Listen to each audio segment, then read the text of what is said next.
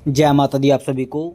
आज हम आपको एक माँ काली की ऐसी शक्तियों के बारे में बताएंगे जिनके बारे में आपने आज तक कभी ना सुना होगा ना ही देखा होगा।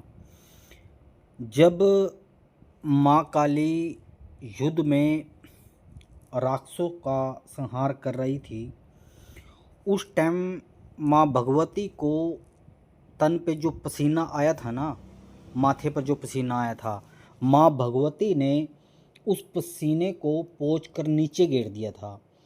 उस पसीने से 64 योगिनियाँ पैदा हुई। योगिनियाँ 64 योगिनियाँ।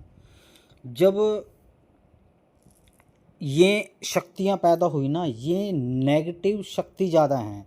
जैसे बोलते हैं ना कि माँ काली को मांस का और मदिरा का भोग लगता है, तो ये शक्तियाँ ही उसको ग्रहण करती हैं।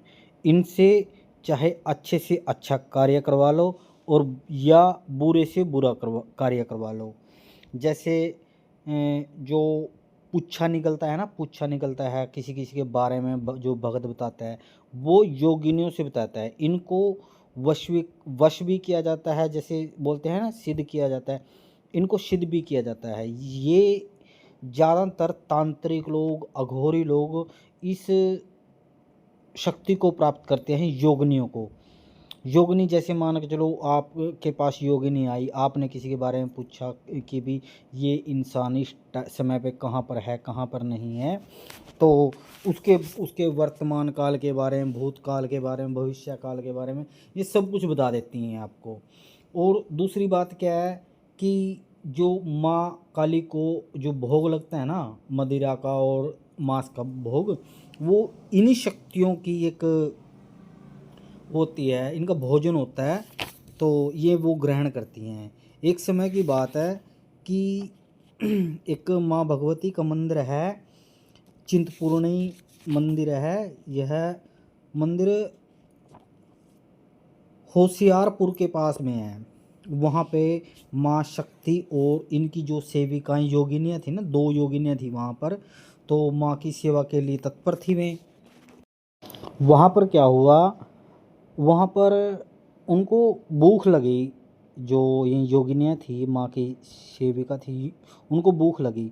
इन्होंने माँ से कहा कि हे माँ, हमें कुछ खाने को दो, चाहे तो मांस दो, चाहे हमें खून दो। तो क्या हुआ उसमें, वहाँ पे तो कुछ नहीं था, तो उन्होंने बोला कि हम तो रह ही नहीं सकते इसके बिना।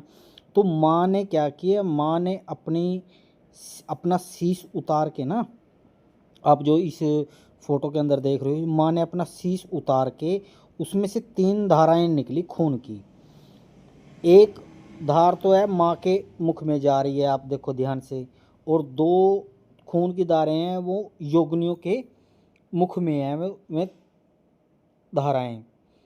तो तब से ये जो बलि प्रथा है तब से चली आ रही है। माँ काली को जैसे कह दे ना, बकरा चढ़ता है, अब दारू को भोग लगता है, तो वो ये योगिनियाँ लेती हैं इस चीज़ को।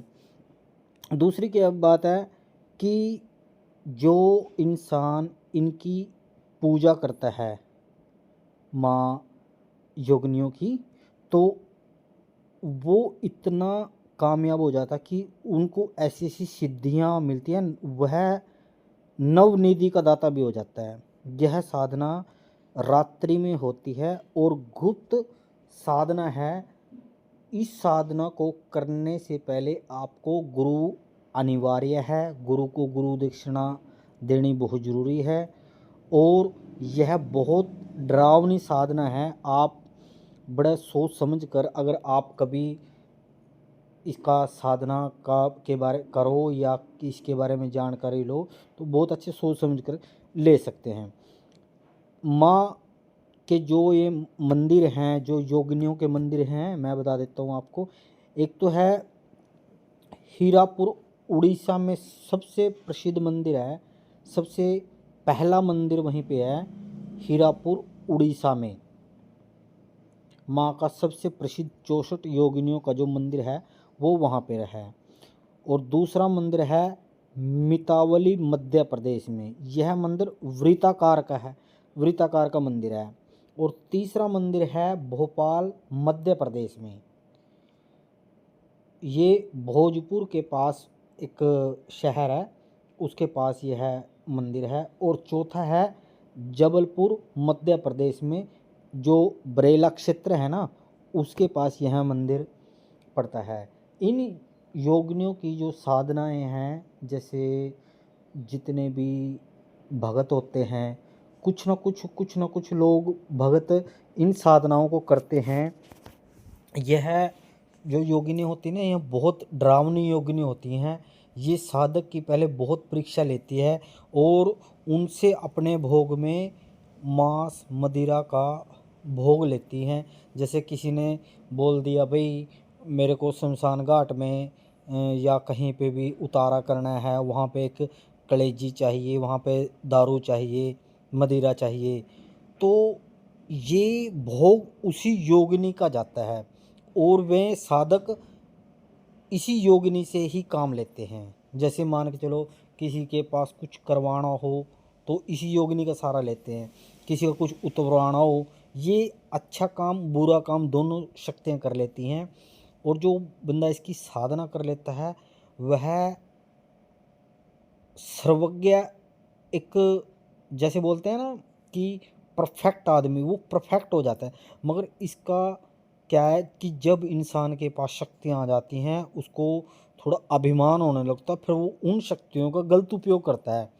और गलत उपयोग करने के कारण उसका मन है वो गलत दिशाओं में जाता है, जिससे वो गलत काम करता है। गलत काम करने के बाद जितने उसके कर्म हैं, जितनी उसकी साधना है, सब खंडित हो जाती हैं और लास्ट में उसको बहुत बुरी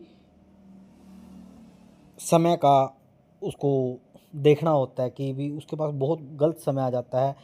इन शक्तियों को समय समय पर भोजन चाहिए। अगर इनको अगर समय पर भोजन नहीं मिला ना तो ये स्वयं साधु को खा जाती हैं। उनका खून अंदर से मांस निचोड़ निचोड़ के में खा जाती हैं। इसलिए आप, हमारा जो वीडियो बनाने का एक मेन मकसद क्या है कि आपको ज्ञान प्राप्त हो, आप ज्ञान लो, जितना हो सके आप हमारे अपने धर्म से जुड़ें, उसमें देखें कि हमारे धर्म में क्या क्या सिद्धियां हैं, कैसी कैसी सिद्धियां हैं। आज हमने योगिनियों की सिद्धि के बारे में बताया आपको, 64 योगिनियों के बारे में जो माँ भगवती के साथ चलती हैं। जैसे बोल देते हैं ना कि मेरे पास माँ काली सिद्ध है, वो माँ भगवती नहीं सिद्ध हो सकती, वो अपनी योगिनी को भेजती है कि भाई जाओ आप इस बच्चे के पास से लगो। पर क्या है कि जिस बंदे के पास योगिनी आ जाती है ना, उसके अंदर थोड़ा कुछ अहंकार हो जाता है, जिसके कारण वो अपने आप को कंट्रोल नहीं कर सकता। कंट्रोल ना करने के बाद वो गलत काम करता है, गलत काम करने के फिर उसका समय बहुत ख़राब हो जाता है।